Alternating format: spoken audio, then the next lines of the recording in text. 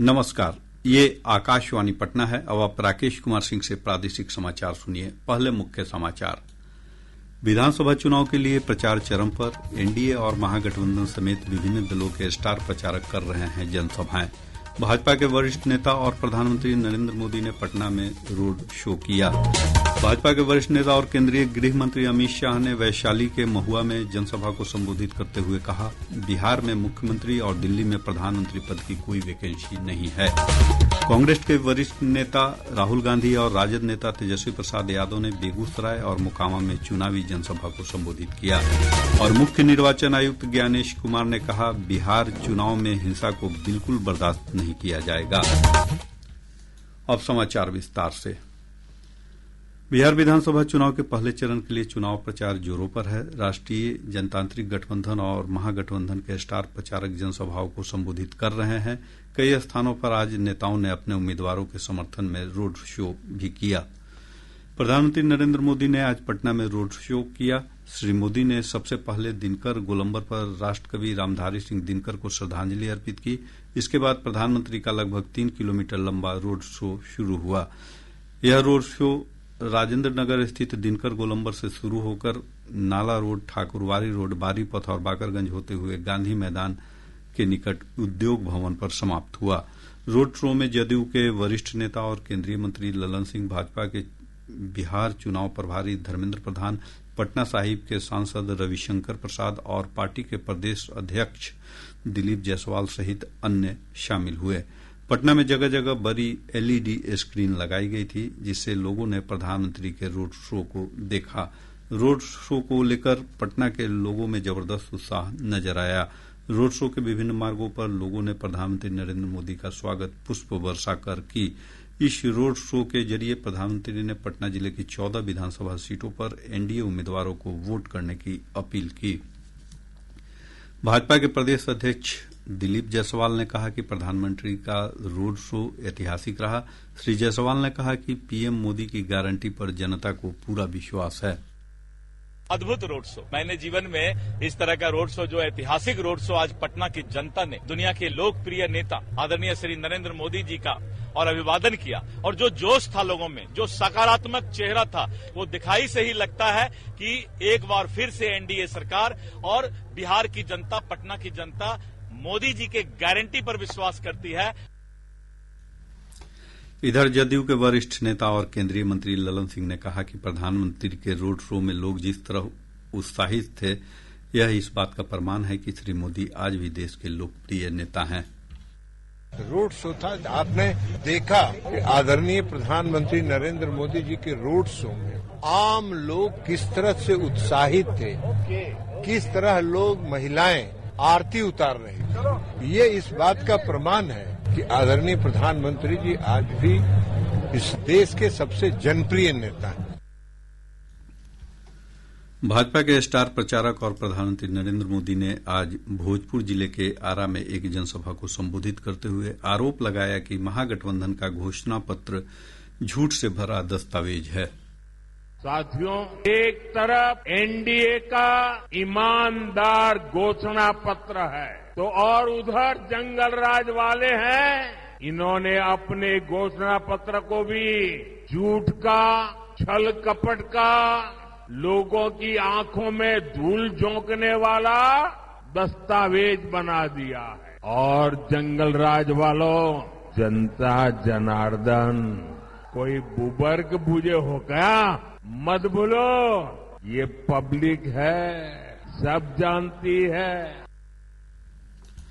श्री मोदी ने जनसभा को संबोधित करते हुए कहा कि बिहार की एनडीए सरकार ने राजद के जंगल राज से प्रदेश को निकालकर विकास के मार्ग पर प्रशस्त किया है।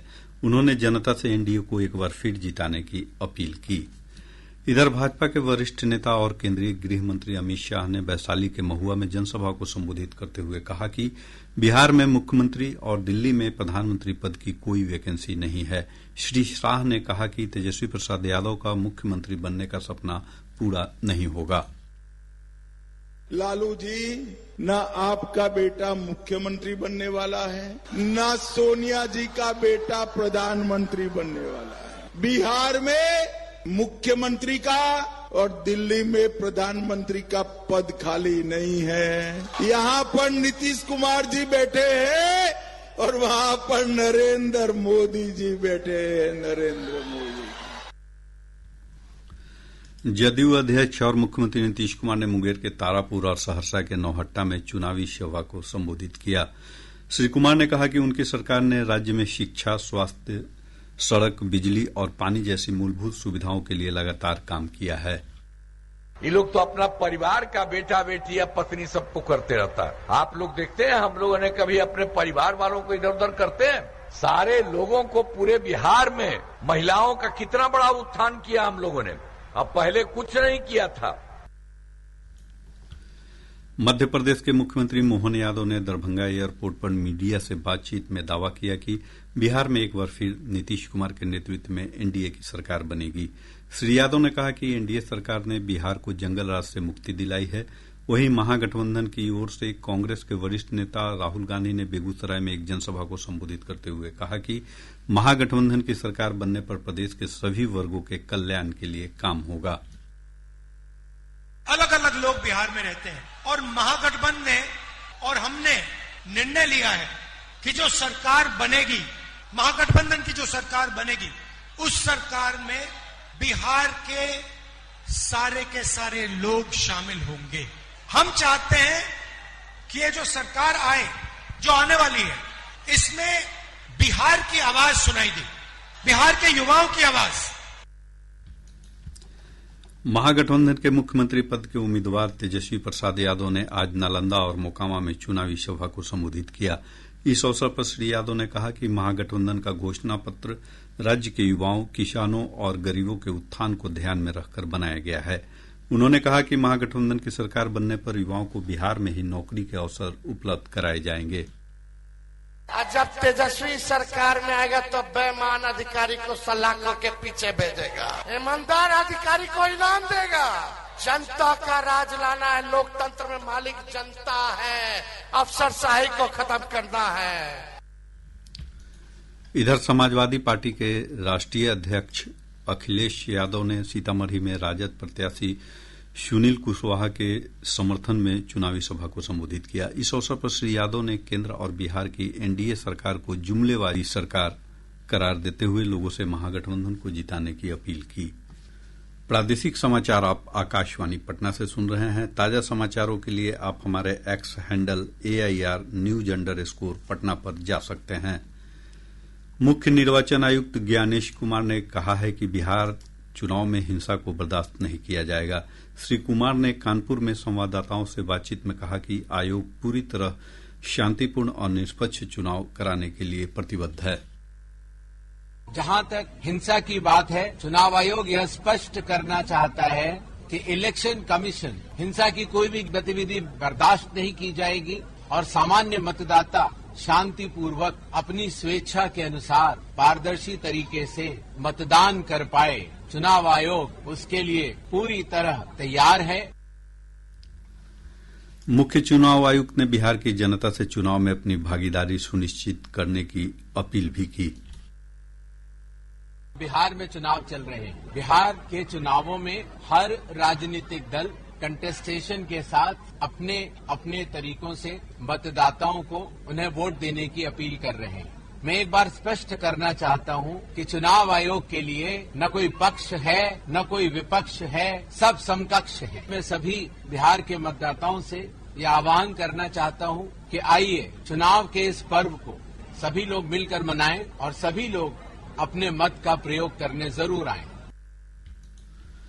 मोकामा में दुलारचंद यादव की हत्या मामले में जदयू प्रत्याशी अनंत सिंह को आज पटना के मुख्य न्यायिक दंडाधिकारी के अदालत में पेश किया गया। अदालत ने अनंत सिंह को 14 दिनों की न्यायिक हिरासत में बेऊर जेल भेज दिया है। उल्लेखनीय है कि पटना के वरीय पुलिस अधीक्षक कार्तिकेय शर्मा ने कल देर रात बाढ़ थाना क्षेत्र के बेहना से अनंत सिंह को गिरफ्तार किया था। इधर पुलिस महानिदेशक विनय कुमार ने कहा कि सभी तथ्यों की गहराई से जांच के बाद अनंत सिंह की गिरफ्तारी की गई है। श्री कुमार ने कहा कि इस मामले में अब तक 80 से अधिक गिरफ्तारी हो चुकी है। लेकिन जो घटना हुई है उसमें दुलारचंद यादव जी की मृत्यु हुई है, ये तथ्य है। वहां पर झड़प हुआ है, दोनों जो उम्मीदवार हैं उनके समर्थकों के द्वारा जो गाड़ियों से आ रहे थे वो एक दूसरे से झड़प हुआ है, स्टोन पेल्टिंग वगैरह हुआ है। तो इन सभी के संबंध में कांड दर्ज किए गए हैं और 80 से अधिक लोगों की इन सभी कांडों में गिरफ्तारियां हुई है, इंक्लूडिंग दिस मर्डर केस। जिन कांडों में जिनकी संलिप्तता पाई जा रही है उनकी गिरफ्तारी हो रही है, साक्ष्य के आधार पर गिरफ्तारी, इसमें पक्ष विपक्ष का कोई सवाल नहीं है। लोजपा रामविलास के अध्यक्ष और केंद्रीय मंत्री चिराग पासवान ने अनंत सिंह की गिरफ्तारी पर कहा कि बिहार की एनडीए सरकार ने न्यायिक प्रक्रिया के तहत काम किया है। श्री पासवान ने कहा कि किसी भी अपराधी को बख्शा नहीं जाएगा और अपराधी के खिलाफ कड़ी कार्रवाई की जाएगी। अगर अपराधियों को संरक्षण देती तो कल रात जो कार्रवाई हुई है वो नहीं होती। हमारी सरकार एक बात को लेकर स्पष्ट है और जैसा मुख्यमंत्री नीतीश कुमार जी कहते हैं कि ना हम किसी को बचाते हैं ना हम किसी को फंसाते हैं, ऐसे में ये एक न्यायिक प्रक्रिया का हिस्सा है। देखिए जो घटना घटी है वो दुखद है, बस इतना विश्वास जरूर दिलाऊंगा कि जो भी दोषी होगा उसे कतई बख्शा नहीं जाएगा। हर दोषी के ऊपर सख्त से सख्त कार्रवाई होगी। राजद के राष्ट्रीय प्रधान महासचिव अब्दुल बारी सिद्दीकी ने दुलारचंद यादव की हत्या को बिहार में एनडीए के शासन में सरकार प्रायोजित और समर्थित जंगल राज का उदाहरण करार दिया है। श्री सिद्दीकी ने पटना में पत्रकारों से बातचीत में कहा कि लालू यादव के सामाजिक न्याय की सरकार को जंगल राज बताने वाले एनडीए के नेताओं को इसका जवाब देना चाहिए। राज्य में आदर्श आचार संहिता लागू होने के बाद से विभिन्न प्रवर्तन एजेंसियों, गश्ती यूनिटों और निगरानी टीमों ने अब तक 104 करोड़ रुपए से अधिक की नकदी, शराब, मादक पदार्थ और अन्य वस्तुएं जब्त की हैं। इसमें 41 करोड़ 61 लाख रुपए मूल्य की शराब और 21 करोड़ 66 लाख रुपए मूल्य के मादक पदार्थ जब्त किए हैं। मतदाताओं को लुभाने के लिए एकत्र की गई 25 करोड़ 44 लाख रुपए मूल्य की अन्य वस्तुएं भी जब्त की गई हैं। इसके अलावा 9 करोड़ 62 लाख रुपए की नकदी भी बरामद की गई है। सोनपुर में लगने वाले कार्तिक पूर्णिमा मेले के अवसर पर यात्रियों की अतिरिक्त भीड़ को देखते हुए रेलवे ने सोनपुर से छपरा के बीच विशेष ट्रेन चलाने का निर्णय लिया है। यह विशेष ट्रेन 5 और 6 नवंबर को सोनपुर से रात 12:15 पर खुलेगी और देर रात 2:30 बजे छपरा पहुंचेगी। वापसी में यह ट्रेन छपरा से तड़के 3:45 पर खुलेगी और 6:38 पर सोनपुर पहुंचेगी। भारतीय विशिष्ट पहचान प्राधिकरण UIDAI ने लोगों को अपने आधार कार्ड में अपडेट की घर बैठे सुविधा उपलब्ध करा दी है। प्राधिकरण ने कहा कि कोई भी नागरिक माई आधार पोर्टल पर जाकर अपने नाम, पता, जन्म तिथि और मोबाइल नंबर जैसी जानकारी को ऑनलाइन अपडेट कर सकता है। यह सुविधा 14 जून 2026 तक मुफ्त रहेगी। इसके बाद 75 रुपए का शुल्क देना होगा। UIDAI ने यह भी स्पष्ट किया है कि फिंगरप्रिंट, आइरिस और फोटो अपडेट के लिए कार्ड धारक को ऑनलाइन आवेदन ही करना होगा। और अब अंत में मुख्य समाचार एक बार फिर। विधानसभा चुनाव के लिए प्रचार चरम पर। एनडीए और महागठबंधन समेत विभिन्न दलों के स्टार प्रचारक कर रहे हैं जनसभाएं। भाजपा के वरिष्ठ नेता और प्रधानमंत्री नरेंद्र मोदी ने पटना में रोड शो किया। भाजपा के वरिष्ठ नेता और केंद्रीय गृह मंत्री अमित शाह ने वैशाली के महुआ में जनसभा को संबोधित करते हुए कहा, बिहार में मुख्यमंत्री और दिल्ली में प्रधानमंत्री पद की कोई वैकेंसी नहीं है। कांग्रेस के वरिष्ठ नेता राहुल गांधी और राजद नेता तेजस्वी प्रसाद यादव ने बेगूसराय और मोकामा में चुनावी जनसभा को संबोधित किया। और मुख्य निर्वाचन आयुक्त ज्ञानेश कुमार ने कहा, बिहार चुनाव में हिंसा को बिल्कुल बर्दाश्त नहीं किया जाएगा। इसके साथ ही आकाशवाणी पटना से प्रसारित प्रादेशिक समाचार का ये अंक समाप्त हुआ।